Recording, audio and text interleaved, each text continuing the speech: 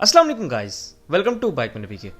So guys, आज मैं बहुत से लोगों के एक सवाल का जवाब देने वाला हूं और वो सवाल ये है कि कौन सा बाइक परचेज करें YBR और होंडा 125 के दरमियान। अब दोनों 125cc कैटेगरी के बाइक्स हैं, तो बहुत ज़्यादा बहस छिड़ती है कि किस बाइक को परचेज़ करें, किस बाइक को परचेज़ ना करें। तो आज मैं आपके सामने क्लियर करूंगा कि आपको कौन सा बाइक परचेज़ करना चाहिए, दोनों में से YBR परचेज़ करें या फिर होंडा 125 परचेज़ करें। और अगर परचेज़ करना है, जिस भी बाइक को मैं सजेस्ट करूंगा उसकी मैं रीज़न भी दूंगा कि आपको इस बाइक को क्यों परचेज़ करना चाहिए। तो बिना टाइम वेस्ट किए वीडियो को स्टार्ट कर लेते हैं। So guys, first of all हम बात करते हैं डिज़ाइन की। सबसे पहले आप होंडा 125 का डिज़ाइन देख लें। होंडा 125 का एक कंप्लीट क्लासिक डिज़ाइन आपको मिल जाता है और ये डिज़ाइन बहुत पसंद किया जाता है पाकिस्तान के अंदर और इवन अभी तक किया जा रहा है।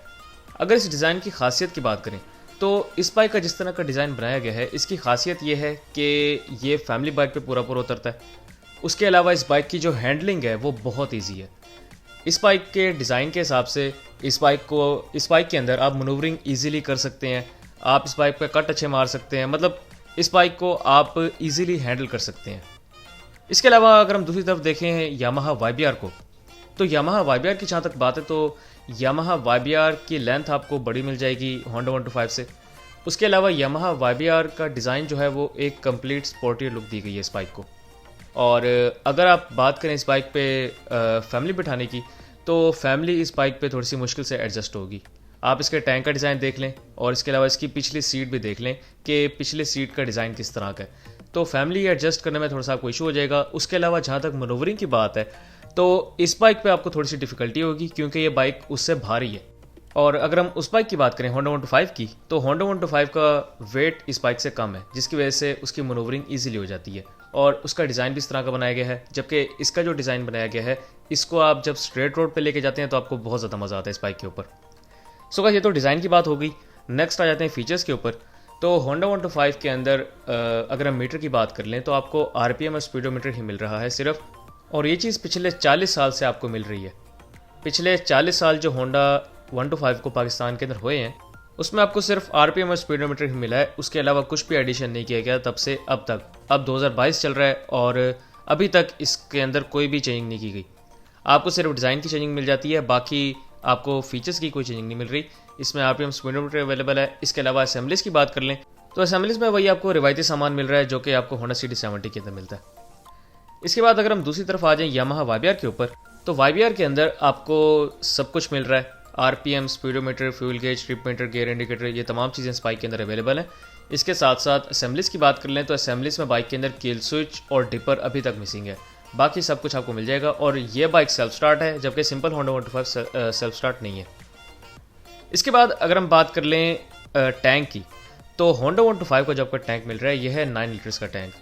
9 लीटर का टैंक होंडा 125 का है और इस बाइक की जो आपको पेट्रोल एवरेज मिल जाती है ये मिनिमम 30 है, मैक्सिमम 42 से 45 के दरमियान है। ये तो मिनिमम और मैक्सिमम की बात हो गई। अगर हम एवरेज पीपल की बात करें तो एवरेज लोगों को जो इस बाइक की मिल रही है पेट्रोल एवरेज वो है 35 से 40 के दरमियान। अब जो लोग मिनिमम पे हैं उनके मोस्टली जो बाइक्स हैं उनमें फॉल्ट होते हैं। चलाने का तरीका आपका जैसा मर्जी हो, लेकिन मोस्टली बाइक्स के अंदर फॉल्ट होता है, तो बाइक बहुत ज़्यादा एवरेज डाउन कर देता है।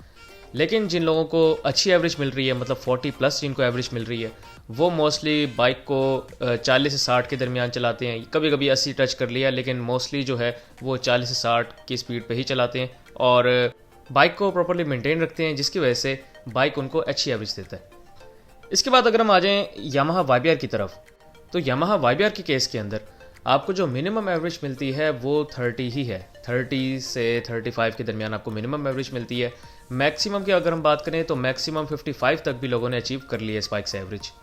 उसके अलावा अगर हम बात करें कि नॉर्मली कितनी एवरेज मिलती है, तो नॉर्मली 40 से 45 के दरमियान ईजिली एवरेज मिल जाती है अगर आपका बाइक प्रॉपर्ली मेंटेन्ड है। तो अगर आपका बाइक प्रॉपर्ली मेंटेन्ड नहीं है तो फिर आपको इतनी एवरेज नहीं मिलेगी, फिर आपको कोई मिनिमम की लाइन में चले जाएंगे।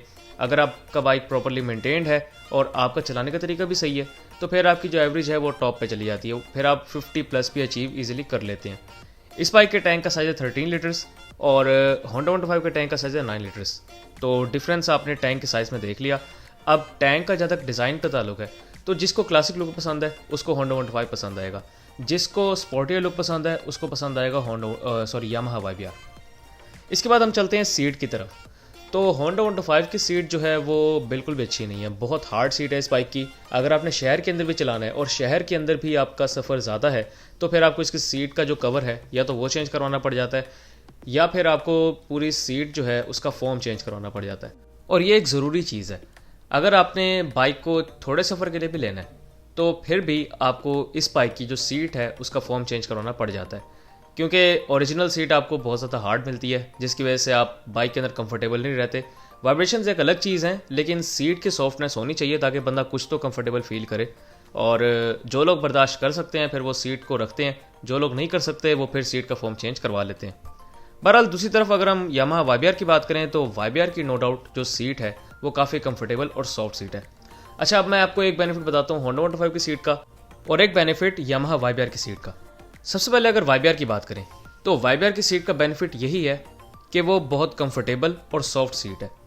लेकिन अगर दूसरी तरफ अगर हम होंडा 125 की बात करें, होंडा 125 की सीट का बेनिफिट ये है कि सीट का डिज़ाइन इस तरह का बनाया गया है कि आप इस सीट के ऊपर 3 से 4 बंदे इजीली बिठा सकते हैं, जबकि YBR की सीट के ऊपर YBR की सीट का डिज़ाइन इस तरह का है कि 2 से ज़्यादा अगर आप बिठाते हैं तो आप काफ़ी ज़्यादा अनकंफर्टेबल फील करते हैं। उसके अलावा अगर हम बात कर लें लेडीज़ की तो लेडीज़ होंडा 125 पे इजीली बैठ जाएंगी क्योंकि इसकी सीट स्ट्रेट है, जबकि YBR की सीट थोड़ी सी स्पोर्टियर है जिसकी वजह से पिलियन जो है वो इजीली बैठा नहीं होता बाइक के ऊपर। और ख़ास तौर पे अगर हम लेडीज़ की बात करें तो लेडीज़ को बैठने में काफ़ी परेशानी होती है उसके अंदर। तो ये एक बेनिफिट हो गया YBR का, एक बेनिफिट हो गया होंडा 125 का। अब हम बात कर लेते हैं इंजन्स की। तो इंजन अगर हम बात करें YBR की तो YBR के अंदर आपको जो इंजन मिल रहा है यह है 4 stroke single cylinder overhead camshaft engine. Overhead camshaft के साथ साथ बैलेंसर शाफ्ट इसके अंदर इंस्टॉल्ड है और बाइक के अंदर आपको जो पावर मिल रही है वो होंडा 125 से अच्छी नहीं है, लेकिन होंडा 125 को टक्कर देने वाली है। अगर हम इस बाइक के फ्यूल सिस्टम की बात करें तो बाइक का जो फ्यूल सिस्टम है ये butterfly carburettor based fuel system है इस बाइक का, जिसकी वजह से आपको बाइक के अंदर अच्छी एवरेज भी मिल जाती है और अच्छी स्पीड भी मिल जाती है। इस बाइक के अंदर आपको 5 गियर ट्रांसमिशन मिल रही है, पहला गियर आगे बाकी 4 गियर पीछे की तरफ। बाइक के अंदर आपको रिटर्न शिफ्ट मिलेगा। अब हम बात कर लेते हैं होंडा 125 के इंजन की। तो होंडा 125 के इंजन के अंदर आपको ओवरहेड वाल्व टेक्नोलॉजी मिल रही है और इसके अंदर कोई बैलेंसर शाफ्ट नहीं है। ओवरहेड वाल्व आपको ज़्यादा स्पीड देता है, ओवरहेड कैमशाफ्ट आपको ज़्यादा कंफर्ट देता है, मतलब वाइब्रेशंस रिड्यूस करता है ओवरहेड कैमशाफ्ट, जबकि ओवरहेड वाल्व वाइब्रेशन बढ़ाता है लेकिन पावर भी उसके साथ साथ बढ़ाता है। इसके अलावा इस बाइक के अंदर जो आपको फ्यूल सिस्टम मिल रहा है ये भी कार्बोरेटर बेस्ड है, लेकिन इसके अंदर आपको सिंपल कार्बोरेटर मिल रहा है। अगर हम बात करें स्पीड एंड पिकअप की तो पिकअप आपको YBR से बहुत बेहतर मिल जाएगी। अगर बात करें टॉप स्पीड की तो टॉप स्पीड में आपको यामाहा YBR थोड़ी सी मात दे सकता है क्योंकि उसके अंदर 5 गियर है, जबकि होंडा 125 के अंदर आपको 4 गियर मिल रहे हैं। और इस बाइक के अंदर आपको जो ट्रांसमिशन मिल रही है वो 4 गियर ट्रांसमिशन है, उसके साथ साथ ये फॉरवर्ड शिफ्टिंग है, तमाम गियर्स बाकी आगे की तरफ लगते हैं, जबकि YBR के अंदर आपके पहला गियर आगे और बाकी 4 गियर पीछे की तरफ। बाइक के अंदर रिटर्न शिफ्ट है। अब हम बात कर लेते हैं पेंट एंड बिल्ड क्वालिटी की। तो दोनों बाइक्स की जो पेंट एंड बिल्ड क्वालिटी है वो ऑलमोस्ट सेम। दोनों बाइक्स जो हैं वो पाकिस्तान के अंदर मैन्युफैक्चर हो रहे हैं, जिसकी वजह से आप एक्सपेक्ट कर सकते हैं कि आपको दोनों बाइक्स की जो क्वालिटी है वो ऑलमोस्ट सेम मिलेगी। इसके साथ साथ अगर हम टायर्स एंड ब्रेक्स की बात कर लें तो टायर्स और ब्रेकिंग आपको YBR की बेहतर मिल रही है। YBR में आपको फ्रंट ब्रेक डिस्क ब्रेक मिल रही है, जबकि होंडा 125 के अंदर ड्रम ब्रेक्स हैं। इसके साथ साथ अगर हम टायर्स की बात करें तो टायर्स YBR के अंदर आपको ज़्यादा बड़े और बेहतर मिल रहे हैं, जबकि होंडा 125 के अंदर उससे आगे नहीं है। रोड ग्रिप की बात करें तो YBR इसमें नंबर ले जाता है। गियर बॉक्स की स्मूथनेस की बात करें तो इसमें भी YBR नंबर ले जाता है। सीटिंग पोस्चर की बात करें तो इसमें होंडा 125 नंबर ले जाता है। सीटिंग पोस्चर आपको होंडा 125 का बहुत बेहतर मिल रहा है YBR से। Parts availability and parts cost की बात करें तो इसमें मैं कहूँगा कि होंडा 125 जो है वो नंबर ले जाएगा, क्योंकि जहाँ पर आपको YBR के पार्ट्स अवेलेबल नहीं मिलेंगे वहाँ पर आपको होंडा 125 के लास्ट में मिल जाएंगे पार्ट्स। और पार्ट्स की कॉस्ट की अगर हम बात कर लें तो पार्ट्स की कॉस्ट जो है होंडा 125 की सस्ती है। होंडा 125 के पार्ट्स आपको सस्ते मिल जाएंगे बनिस्बत YBR के पार्ट्स के। मैकेनिक्स की बात कर लें तो दोनों बाइक्स के जो मैकेनिक्स हैं वो आपको अवेलेबल मिल जाएंगे, दोनों बाइक्स का काम कर लेंगे वो। इसके बाद हम बात कर लेते हैं प्राइस की। तो होंडा 125 की जो आपको लेटेस्ट प्राइस मिल रही है वो है 1,79,900 रुपीज़। दूसरी तरफ अगर हम YBR की प्राइस की बात करें तो YBR की लेटेस्ट प्राइस है 3,15,000 रुपये। अब प्राइस डिफरेंस आपके सामने है। YBR को थोड़ा सा महंगा कर दें तो आप होंडा 125 2 खरीद सकते हैं इजीली। सो गाइस, अब हम बात करते हैं कि दोनों में से आपको कौन सा बाइक खरीदना चाहिए।